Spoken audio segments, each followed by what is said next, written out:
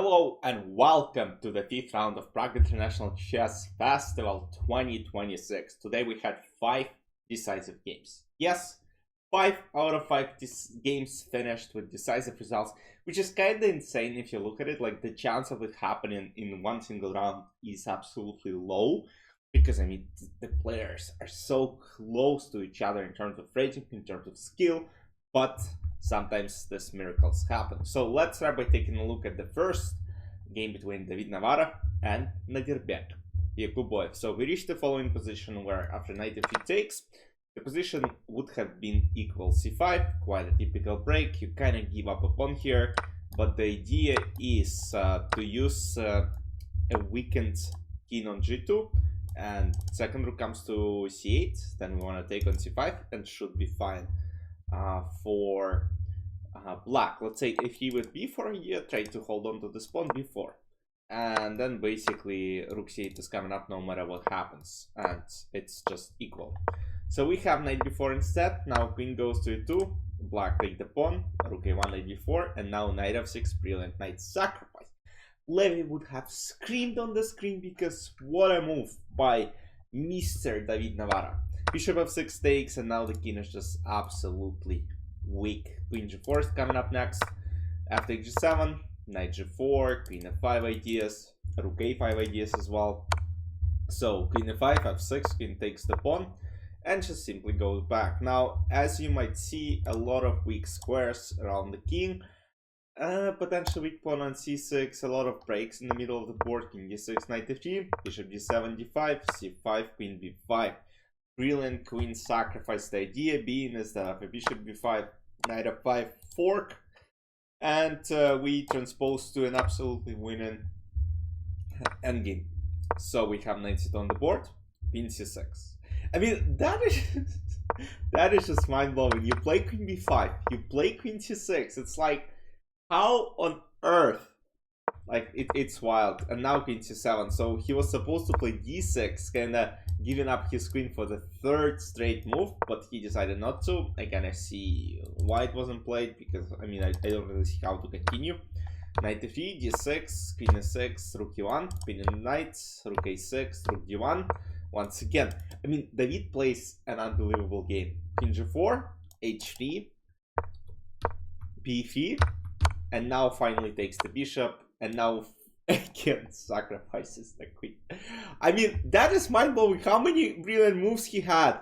1, 2, 3, 4, 5 brilliance. Oh my David. Oh, rook e7 as well. Like, I'm watching it like for the first time. I kind of scrolled through this moment first where it was equal, and I didn't see the game because I kind of want to show you my real emotions. But like, oh my, takes, and now rook comes, and checkmate is about to happen. Rook g7, h4, queen e7, checkmate.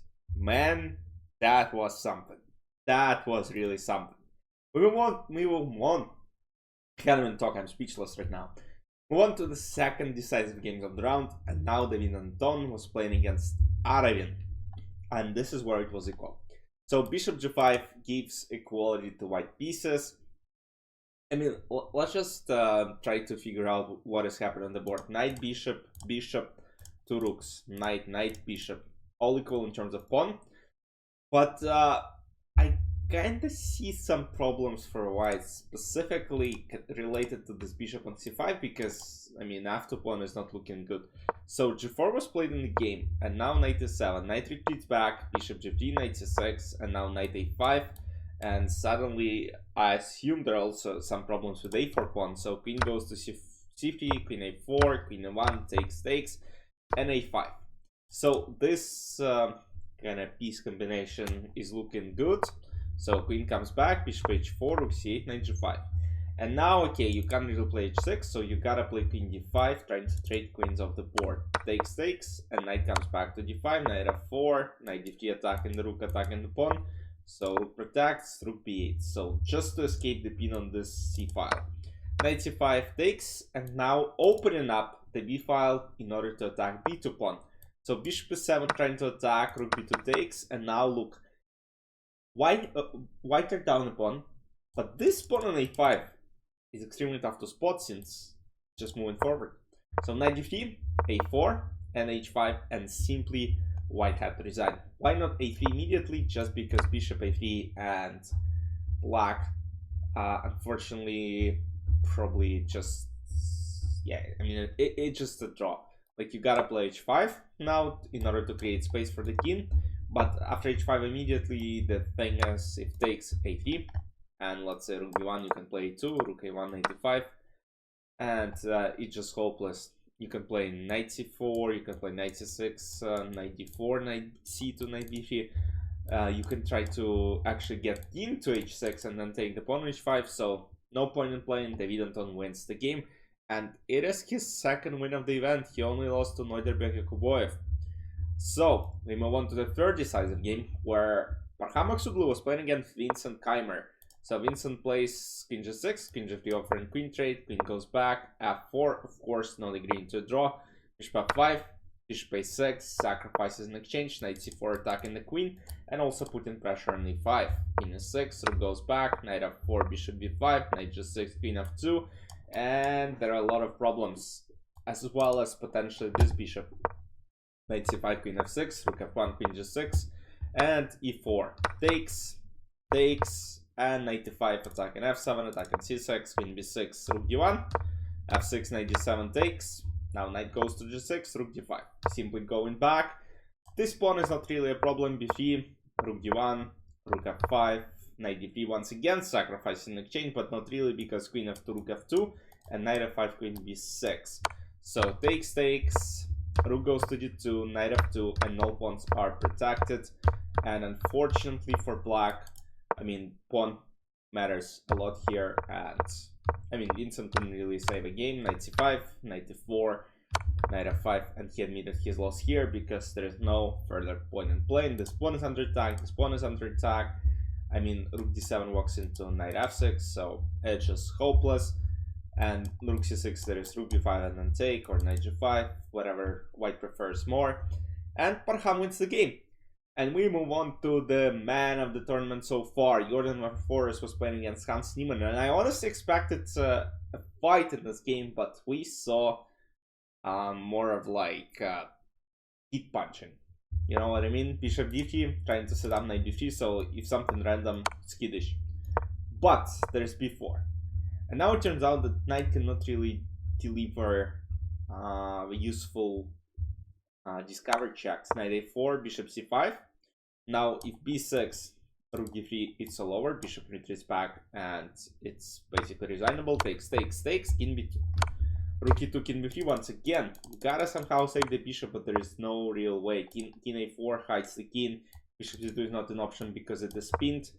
Rook b2, rook d3. And after rook d1, rook d7, Jorden didn't really have any problems converting this. Rook d6, bishop e8, and Hans admitted his loss. Because here, I mean, pawn is being taken, f4. At some point, he might potentially even sack, but I don't think it's needed. Like, you go rook b3, you stop this pawn, and there is absolutely nothing black could do. Jorden wins 4th game out of 5. He only lost to David Anton. He plays David Navara on Tuesday with white pieces, then he has Nodirbek, Aravindh, and Parham. That's a good pairing. Some of the guys actually have like, you know, like a hell in the end of the tournament in the last 4 rounds. But yes, and we move on to the main dish of the round. I'll call it main dish because those two players have a long history playing against each other, and in recent times, Gukesh is not playing well against Nodirbek. Blunder in the Olympiads, Wei. What happened in Wei, guys? That's just unbelievable. That's just some kryptonite to Gukesh. He cannot play against Nodirbek. He's at 1.5 out of 5. He made 3 draws, lost 2 games. He has Aravindh, Parham, Vincent, David in the last 4 rounds. I mean, manageable task to actually win some of the games, but so far, not a great tournament for the world champ. So here he was supposed to play knight f4, sacrificing his knight, and after takes, this knight doesn't really have good moves. If knight f5 attacking the queen, it looks logical, queen g5. And where this knight's gonna go, I have no idea, because it has nowhere to go. Simply because, let's say, knight g7, I assume there is simple even rook g7, but g3 is just simpler. And unfortunately, strong attack is coming up. Instead, we have b5, which is a mistake, bishop e6 takes, and queen e2. Knight e8 is a blunder, rook h4 taking the pawn, rook g7 protecting it, e4 trying to go knight f5, and suddenly Nodirbek is back to the game, and he is now fighting for the win. Rook f1, bishop c1, king d1, king goes back, rook g4 takes the pawn once again. Tough to actually say whether he will be able to win, but after rook f6, it seemed like, you know, Nodirbek is in a very good spot, but unfortunately here he was supposed to play g4.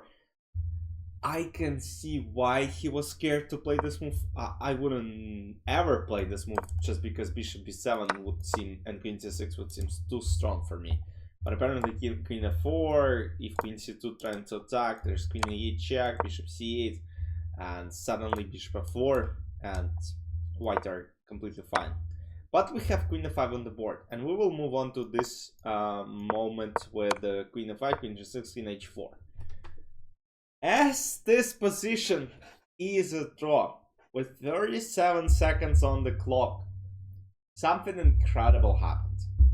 Gukesh blunders against Nodirbek again and again and again. So, he was supposed to play queen d6. So, it's either, I believe it's, is there queen c6? No.